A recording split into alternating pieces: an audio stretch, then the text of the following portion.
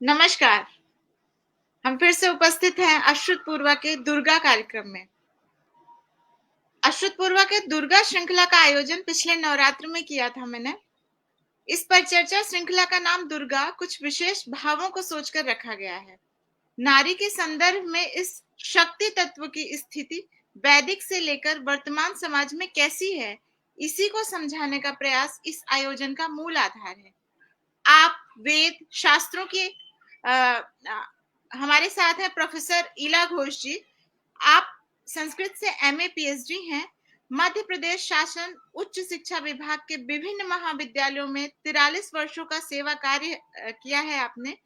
तिलक स्नातकोत्तर महाविद्यालय 2013 में प्राचार्य के पद से सेवानिवृत्त हुई हैं। दिल्ली संस्कृत अकादमी, उत्तर प्रदेश संस्कृत संस्थान लखनऊ, कालिदास संस्कृत अकादमी उज्जैन आदि प्रतिष्ठित संस्थानों से पुरस्कृत एवं सम्मानित हैं। मैम, आपका स्वागत है। जी नमस्कार।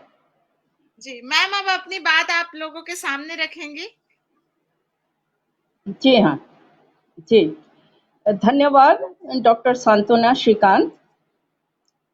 आज अश्रुत पूर्वा के इस पटल पर दुर्गा शीर्षक के अंतर्गत आयोजित परिचर्चा का विषय है नारी की यात्रा वैदिक युग से आधुनिक युग तक। दुर्गा सप्तशती में और देवी भागवत में स्वयं देवी ने कहा है कि जितनी भी स्त्रियां हैं वो मेरी अंश प्रकृति हैं। सभी स्त्रियां शक्ति का स्वरूप मानी गई हैं।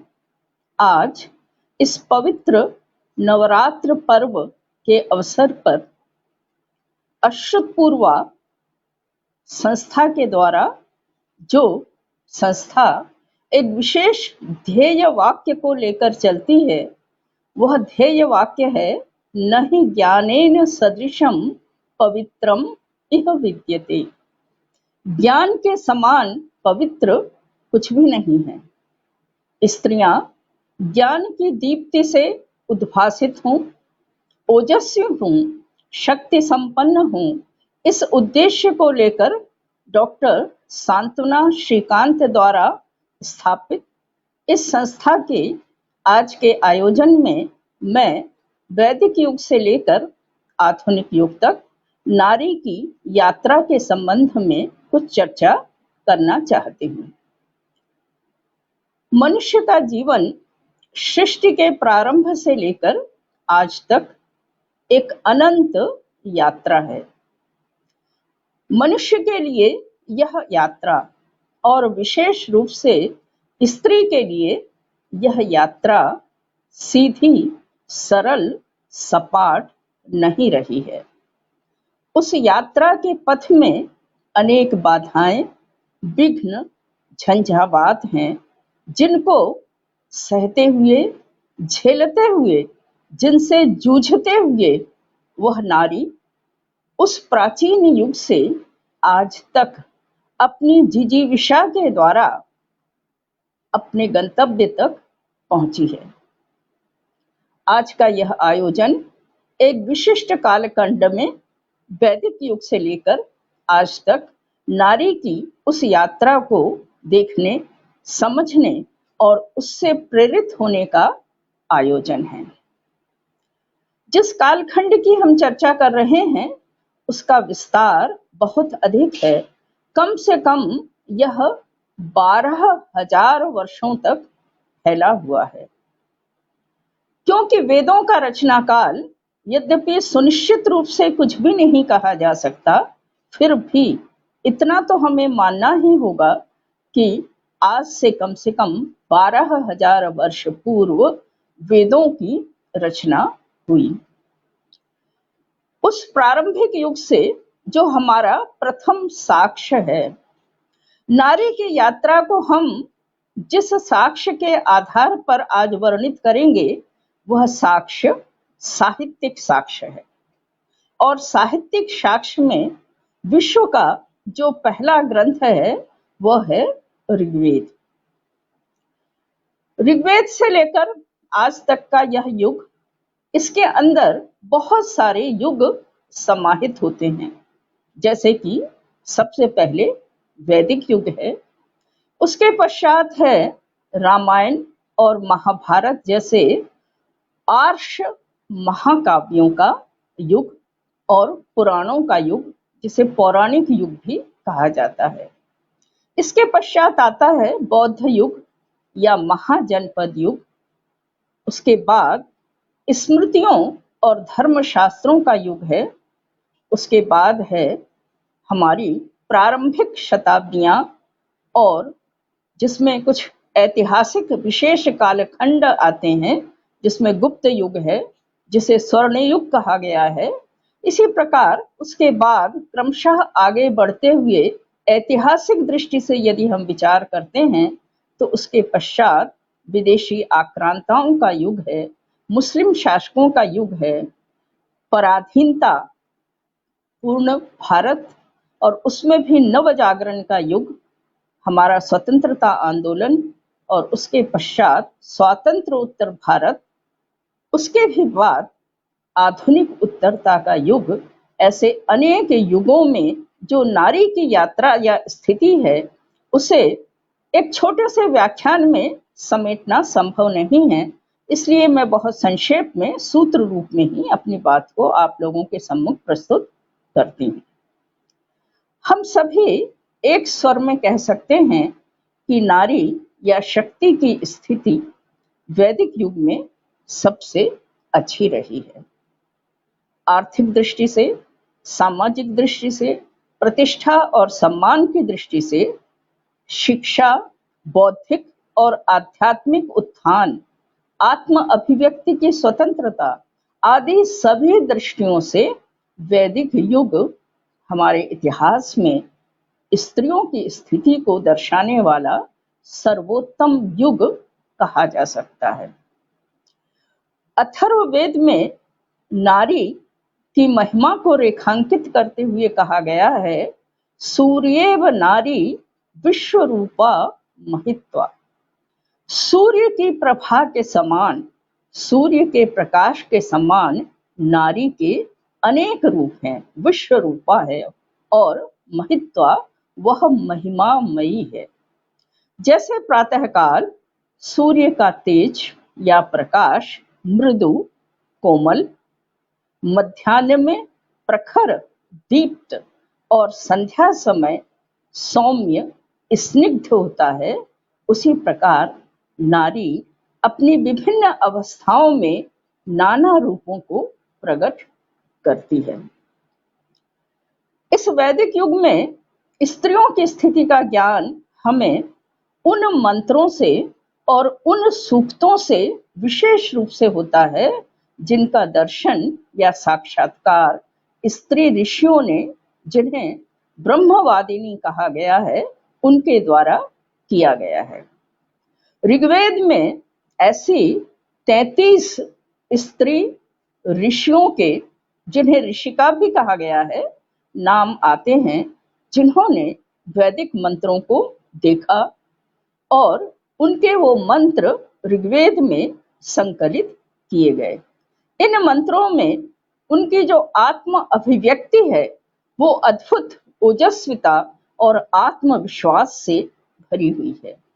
ऐसे कुछ मंत्र दृष्टियों के नाम हैं रोंशा, अपाला, लोपामुद्रा, घोषा, अदिति, इंद्राणी, सूर्या, जुहू, ऐसे अनेक नाम हैं। 33 नाम जो मैंने भी संकलित किए हैं वो इसके अंतर्गत आते हैं।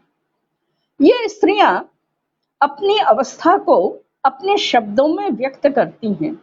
जैसे कि ऋग्वेद के प्रथम मंडल में ही एक सूक्त आता है, रोमशा का सूक्त। रोमशा गंधार देश के बृहस्पति ऋषि की कन्या है और उनका विवाह सिंधु देश के राजा भावयव्य से हुआ है। ऋषि कन्या है, उनके प्रति उनके पति का न तो कोई आकर्षण है और न ही प्रेम, किंतु वो अपनी दीप्ति से, अपने बौद्धिक तेज से अपने अधिकार को प्राप्त करती हैं। और उनका एक मंत्र है जिसमें उन्होंने कहा है, अहम अस्मि रोमशा, मैं रोमशा हूँ।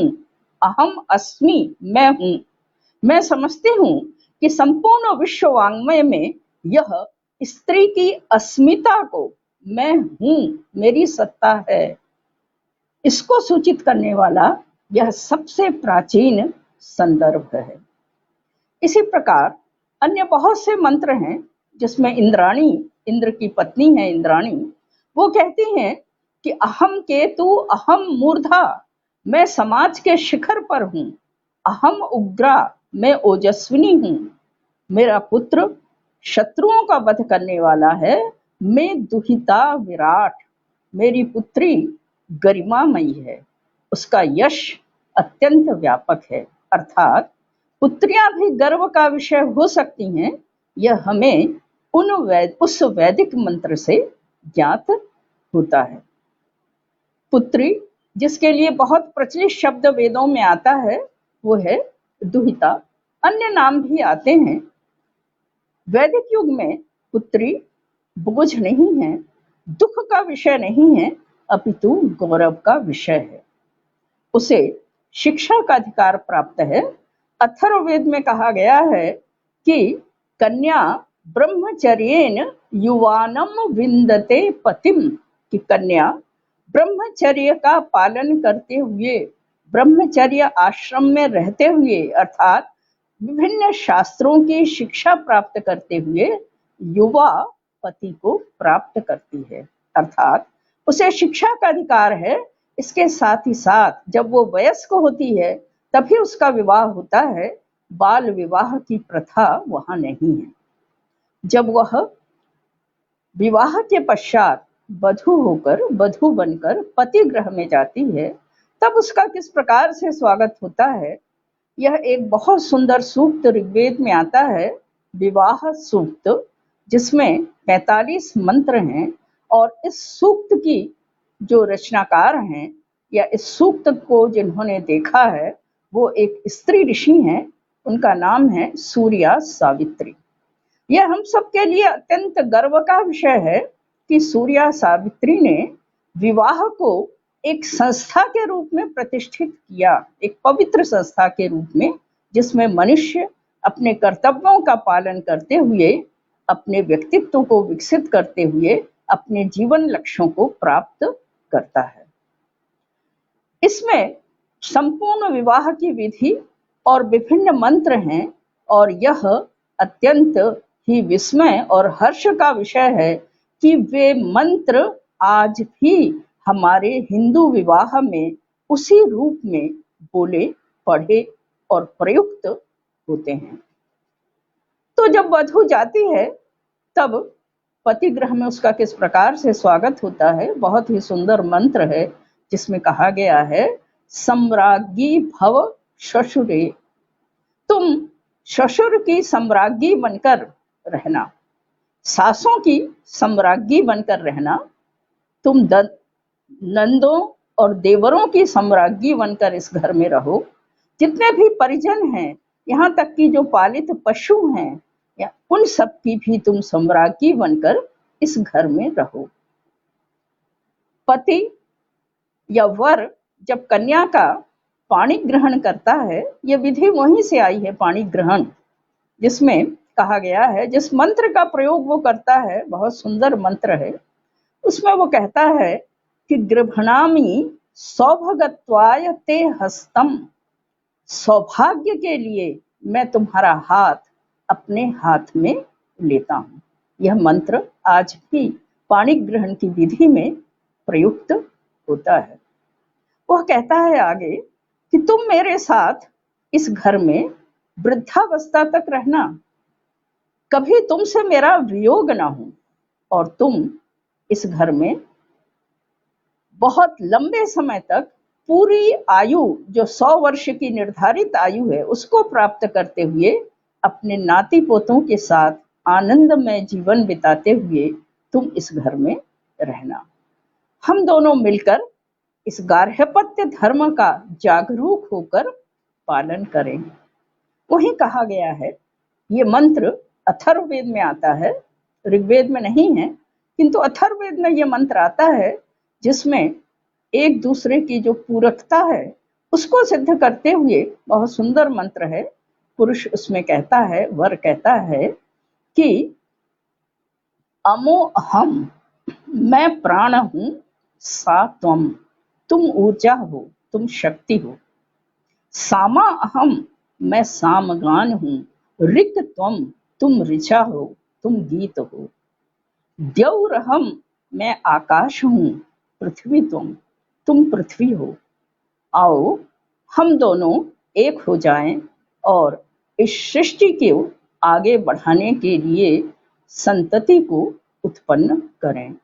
तो इस प्रकार का जो भावना है स्त्री के प्रति कि स्त्री किसी की अनुयायिनी नहीं है, किसी के वश में रहने वाली अधीन संपत्ति नहीं है, अपितु उसका एक स्वतंत्र व्यक्तित्व है, वह पुरुष की पूरक है। यह हमें वैदिक साहित्य में सर्वत्र में दिखाई देती है। और वहाँ कहा गया है उपनिषदों में, जो बाद का वैदिक साहित्य है उपनिषद, उसमें कहा गया है कि सृष्टि के प्रयोजन से उस ब्रह्म ने अपने शरीर के दो भाग किए, अपने ही शरीर के दो भाग किए, एक भाग से वह पुरुष हुआ, दूसरे से स्त्री।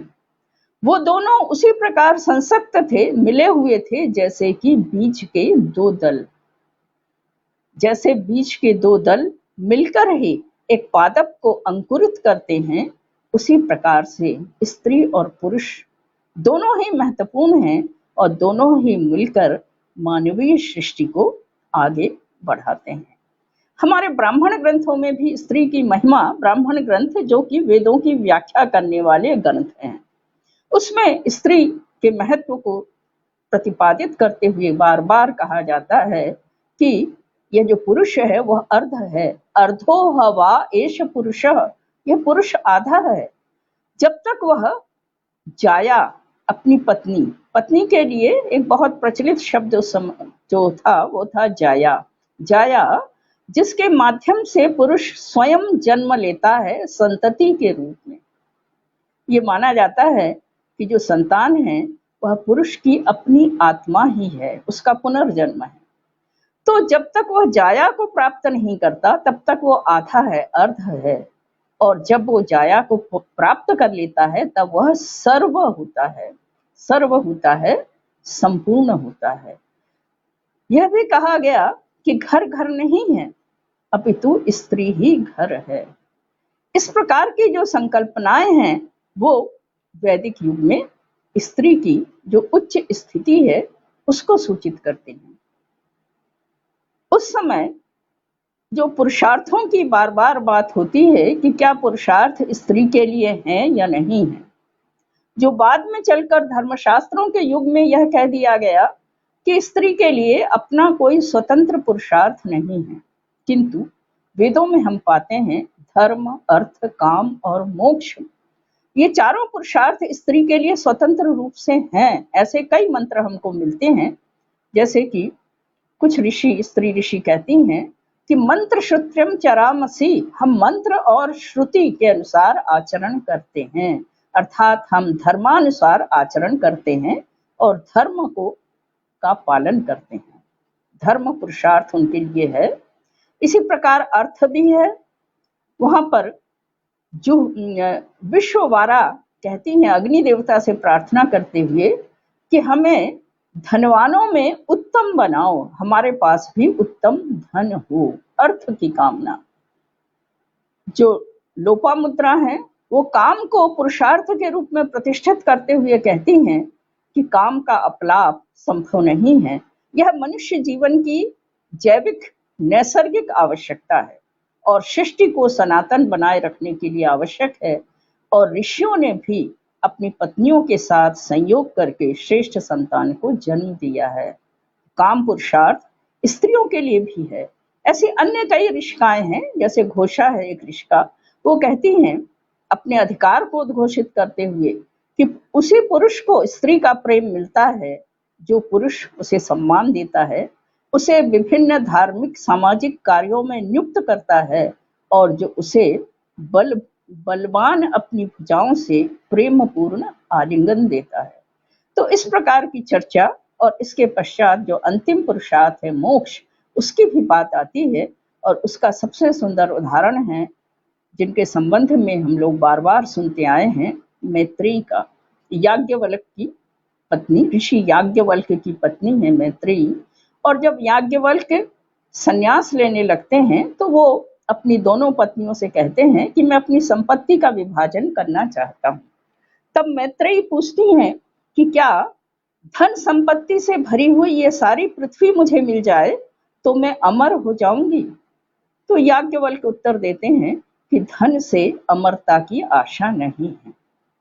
तब वो कहती हैं कि जिसे पाकर मैं अमृत नहीं हो सकती, तेन अहम किम कुर्याम, उसे लेकर मैं क्या करूंगी? आपके पास जो आध्यात्मिक ज्ञान है, जो आत्म तत्व का ज्ञान है, वही मुझे दीजिए। तो इस प्रकार वैदिक युग की चर्चा मैंने थोड़ी लंबी इसलिए की क्योंकि वह मेरा प्रिय विषय है और मैं समझती हूँ कि हम उस युग पर और स्त्रियों की स्थिति पर गर्व कर सकते हैं, उससे प्रेरित हो सकते हैं। उसके पश्चात यदि हम रामायण और महाभारत जैसे महाकाव्यों के युग में आते हैं तो रामायण में अब क्रमशः जो है स्त्री के सम्मान में उसकी स्थिति में ह्रास का युग प्रारंभ हो चुका है। रामायण में बहुविवाह है, सपत्नी प्रथा है और कौशल्या जो राम की माता हैं, वो अपना दुख बार बार व्यक्त करती हैं राम के सामने। जब राम वन जाने का निश्चय कर लेते हैं तब वो कहती हैं कि मेरी जो सपत्नियां हैं वो मेरे साथ बहुत बुरा व्यवहार करेंगी और मैं भी तुम्हारे साथ वन जाना चाहती हूँ। मैंने कभी भी बड़ी पत्नी का सम्मान, ज्येष्ठ पत्नी का न तो सम्मान पाया न वह सुख पाया। मेरी सारी आशाएं तुम्हारे ही साथ लगी हुई हैं। तो इससे सूचित होता है कि स्त्री की स्थिति उतनी अच्छी नहीं है। सीता जो उस समय की प्रमुख स्त्रियों की प्रतिनिधि हैं और सबकी नारी आदर्श के रूप में, पातिव्रत्य धर्म के प्रतीक के रूप में ग्रहित की जाती हैं, उन्हें भी अपहरण के पश्चात अपनी शुद्धता को स्थापित करने के लिए, प्रमाणित करने के लिए अग्नि परीक्षा देनी होती है। तो क्रमशः जो ह्रास की स्थिति स्त्रियों की है वह इससे सूचित होने लगती है। महाभारत के काल में स्त्रियों की दशा में और अधिक पतन होता है। वहाँ बहुत सी ऐसी प्रथाएं हैं जो हमारे समाज में बाद में चलकर निषिद्ध हो गई हैं, जैसे कि न्योग की प्रथा। न्योग प्रथा अर्थात यदि पुरुष के संतान नहीं है या स्त्री विधवा हो गई है तो वह संतान को प्राप्त करने के लिए किसी अपने ही वंश के पुरुष के साथ संपर्क कर सकती है। पांडव ये जो संतानें हैं वो न्योग प्रथा से ही उत्पन्न हुई हैं, कुंती की संतानें, ये हम जानते हैं। कन्या विवाहित रहते, अविवाहित अवस्था में संतान लज्जा का विषय है, कलंक का विषय है और उसे त्यागने के लिए स्त्री विवश होती है और जीवन भर उस रहस्य को छुपाए रखती है। स्त्रियों का प्रायः अपहरण होता है। द्रौपदी जो बिना किसी तर्क के पांचों पतियों को स्वीकार कर लेती है, पतियों के साथ वन जाती है, अनेक कष्ट सहती है, तो इन सब से जो वातावरण उस समय का है उससे यही समझ में आता है कि स्त्रियां पूर्ण तन मन धन से, मन वचन कर्म से पति की अनुगामिनी हैं और उन्हें यही शिक्षा विशेष रूप से दी जा रही है कि पति ही तुम्हारा सर्वस्व है, पति ही तुम्हारा देवता है। इस प्रकार की स्थिति वहां दिखाई देती है। यद्यपि स्वयंवर प्रथा है किंतु स्वयंवर में भी पिता के अधीन है।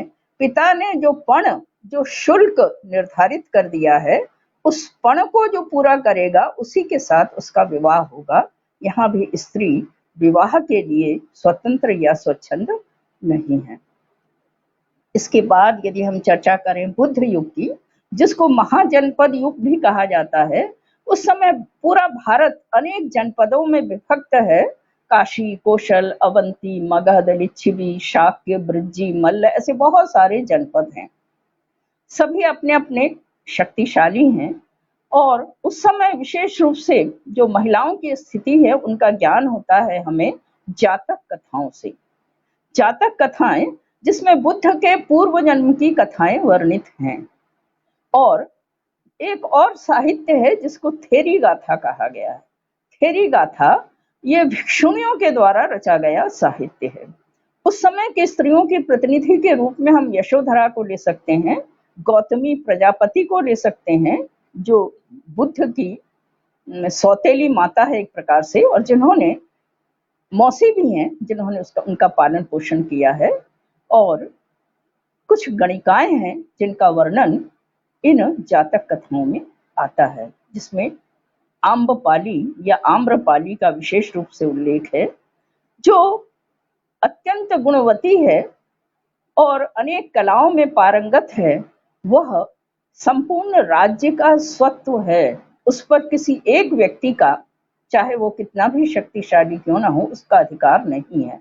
ये मान्यता है, पूरे वो गण की संपत्ति है और पूरे गण के द्वारा उपभोग योग्य है। ये स्त्री की दशा उस समय गणिकाओं के संदर्भ में, नगर वधुओं के संदर्भ में है। और यशोधरा जिसका परित्याग किया जाता है, और बाद में जो गौतमी प्रजापति के साथ उनके नेतृत्व में और भी बहुत सी राजभवन की स्त्रियां हैं, वे सब भिक्षुणी हो जाती हैं, बुद्ध के संघ में प्रवेश करती हैं निर्वाण की प्राप्ति के लिए। थेरी गाथाओं में ऐसी भिक्षुणियों के अनुभव हैं, अत्यंत रोचक भी हैं, करुण भी हैं, मार्मिक भी हैं और आध्यात्मिक अनुभूतियों से ओतप्रोत भी हैं। तो उस समय के स्त्रियों की दशाओं का ज्ञान हमें इस साहित्य से होता है। उसके बाद यदि हम पौराणिक युग और स्मृतियों की बात करते हैं, तो स्मृतियों में मुख्य रूप से मनुस्मृति है, अन्य स्मृतियां भी हैं, याज्ञवल्क्य स्मृति इत्यादि, और इससे पूर्व सूत्र ग्रंथ भी हैं, जैसे कौटिल्य का अर्थशास्त्र है, वात्सायन का कामसूत्र है, आदि इत्यादि। तो इन सब में जो स्त्री की दशा है वो क्रमशः ह्रास की ओर है। और आचार्यों ने स्पष्ट रूप से कह दिया कि स्त्री को न तो वेद मंत्रों के पढ़ने का अधिकार है, न उनके किसी भी संस्कार में उन वेद मंत्रों का प्रयोग होगा। वे घर की चार दीवारी में एक प्रकार से बंद कर दी गई हैं, और स्त्री की विवाह की जो आयु है वो निश्चित रूप से यह बना दिया गया एक सीमा कि रजस्वला होने से पहले ही कन्या का विवाह होना चाहिए, अन्यथा वह माता पिता के लिए बहुत बड़ा कलंक और अपयश का या अपुण्य का कारण बनती है। और इन सारे नियमों के कारण स्त्रियों की जो दुर्दशा हुई है उसको हम बहुत अच्छे से हम लोग जानते हैं। बहुत सारी प्रथाएं जो बाद में प्रचलित हुई हैं, और जिनमें विशेष रूप से बंगाल में जो स्त्रियों की दुर्दशा है उसको हम लोग जानते हैं उस समय के साहित्य से, जिसमें एक कुलीन प्रथा भी है।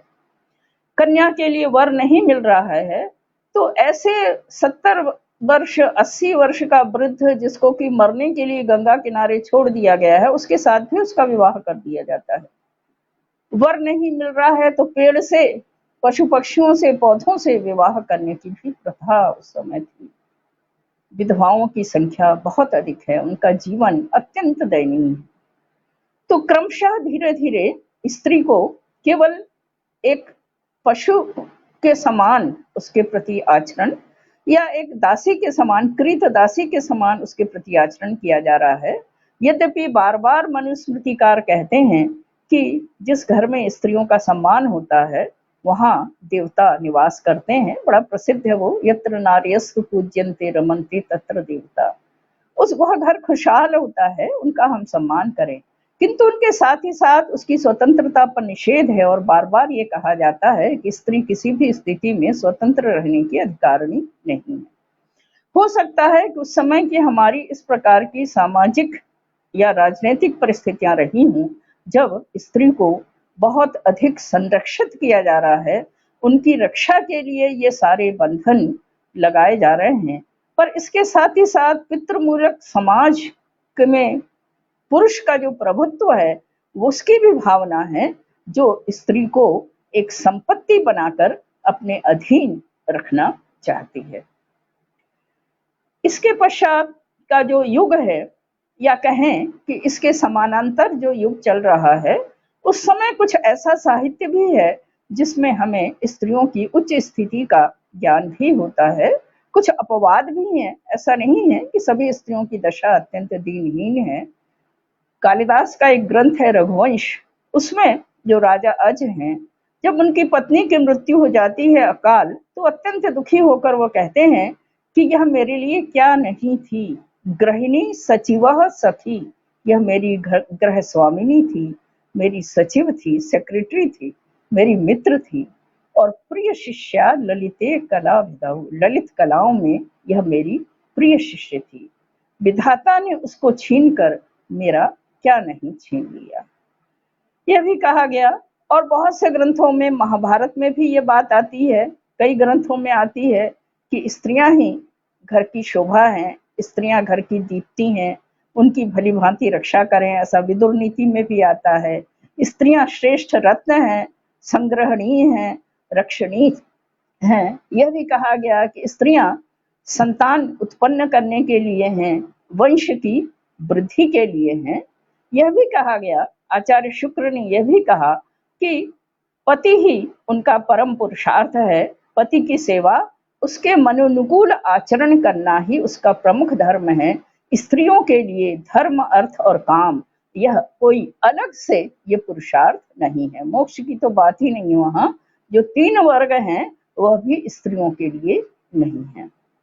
तो इस प्रकार से क्रमशः स्त्री की दशा में गिरावट या पतन हम देखते हैं।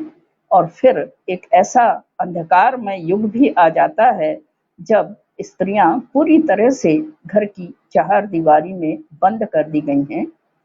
किसी भी पर पुरुष की दृष्टि से उनको बचा कर रखा जा रहा है।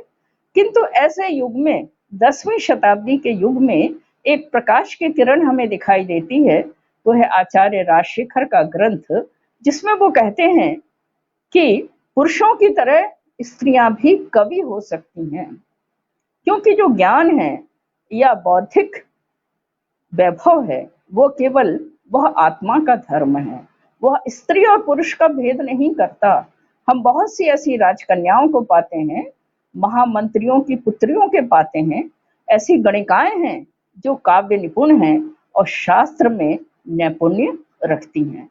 तो प्राचीन काल में जो गणिकाओं का जो वर्णन विशेष रूप से आता है, वो अत्यंत कला निपुण है।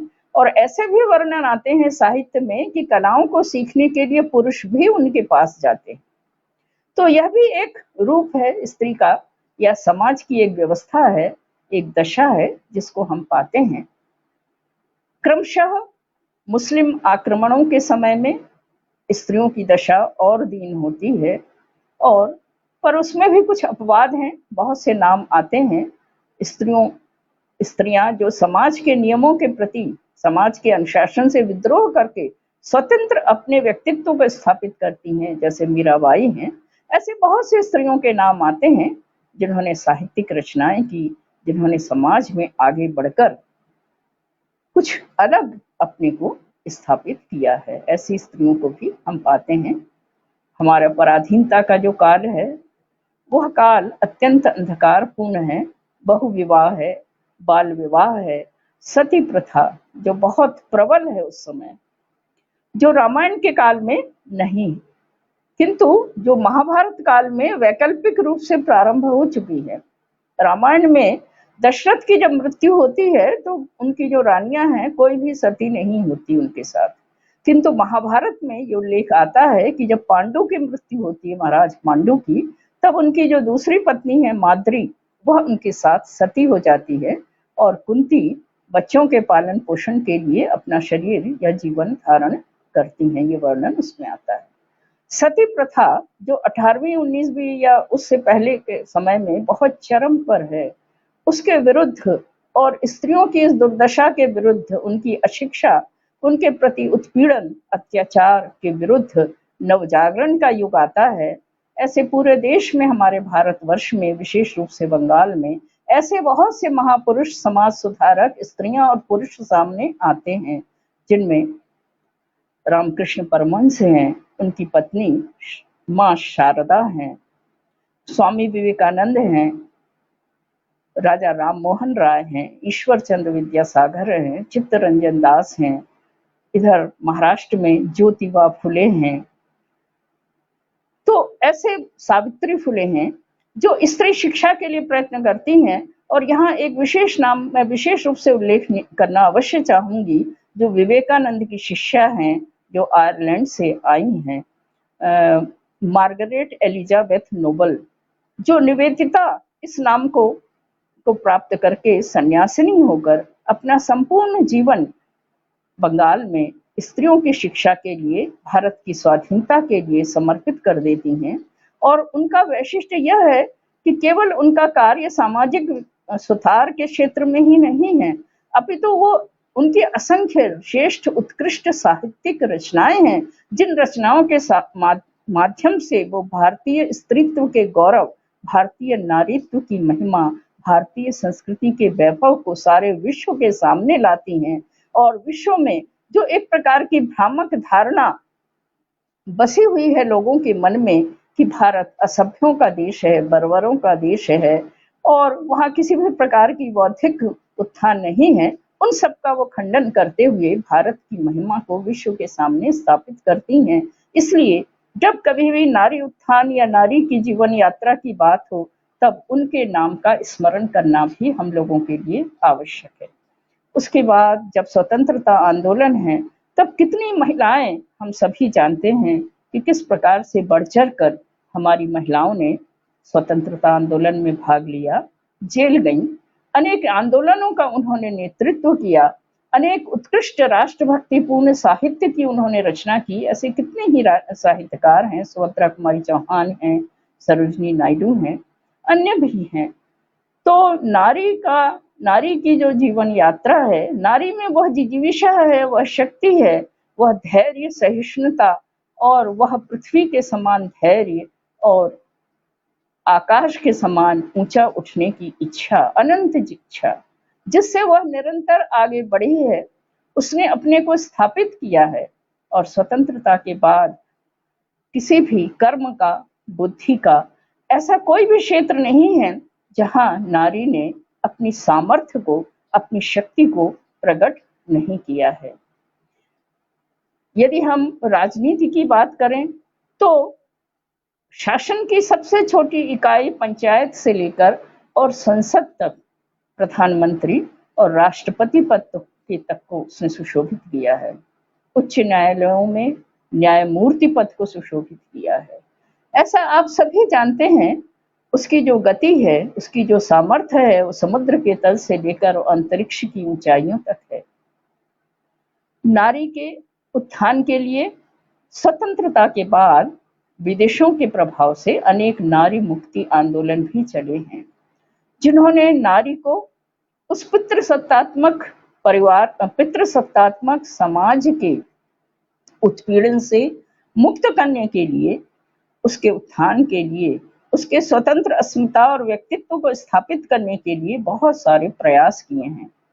किंतु इन आंदोलनों में भी कुछ आंदोलन ऐसे हैं जो अति उग्र नारीवादी आंदोलन हैं, जो दिग्भ्रमित हैं और जो ये समझते हैं कि स्त्री को पुरुष बनाकर, उनका लक्ष्य स्त्री को पुरुष बनाना है, उनको पुरुष की प्रतिस्पर्धा में पुरुष को पराजित करके उसे आगे बढ़ने में ही नारी का गौरव है, जो ये मानकर चलती हैं और जो स्वच्छंदता को, स्वतंत्रता को ही नारी की सशक्तिकरण का पर्याय मानती हैं।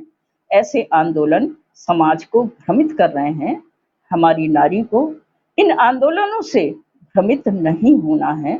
नारी एक विशेष प्रयोजन से, विधाता की जो श्रेष्ठ रचना है, उस प्रयोजन से युक्त, नारीत्व के गुणों से युक्त ही नारी सम्माननीय है, उसका गौरव है, उसकी पहचान है। हमें एक ऐसे सामंजस्यपूर्ण समाज की ओर बढ़ना है जिसमें नारी पुरुष की प्रतिस्पर्धी, उसकी प्रतिद्वंदिनी, उसकी शत्रु नहीं है, अपितु दोनों मिलकर सामंजस्य के साथ परस्पर एक दूसरे को सहयोग देते हुए श्रेष्ठ समाज, श्रेष्ठ भावी पीढ़ी की रचना कर सकें। आज की स्त्री उत्थान के चरम पर है। और मैं समझती हूँ कि संभवतः वैदिक युग में भी उसने जो नहीं पाया वह सब उसने आज पाया है। किंतु फिर भी हम देख रहे हैं कि हमारे समाज में आज भी घरेलू हिंसा, नारी उत्पीड़न, कार्यस्थल प्रताड़ना, ये सब बंद नहीं हुए हैं। उनको वह अभी भी भोग रही है। फिर भी हम आशावादी हैं और आशा करते हैं कि वह सुबह कभी तो होगी जब शोषण मुक्त, भेद मुक्त, हिंसा मुक्त समाज में नारी अपने पूर्ण नारित्व के साथ सिर ऊंचा करके खड़ी होगी और उसकी आंखों में समुद्र का खारा पानी नहीं होगा, अभी तो चमकता हुआ सुबह का सूरज होगा। आप सभी के प्रति मेरी बहुत बहुत शुभकामनाएं और आप सभी को बहुत बहुत धन्यवाद। बहुत धन्यवाद मैम आपका। आपने नारी की यात्रा के बारे में हम सभी को परिचित कराया। और जैसा आपने कहा कि नारी को पुरुष नहीं बनना है, नारी का नारित्व ही उसे विशेष बनाता है। आप सभी दर्शकों जी का बहुत धन्यवाद। बहुत बहुत धन्यवाद मैम। जी, नमस्कार, धन्यवाद।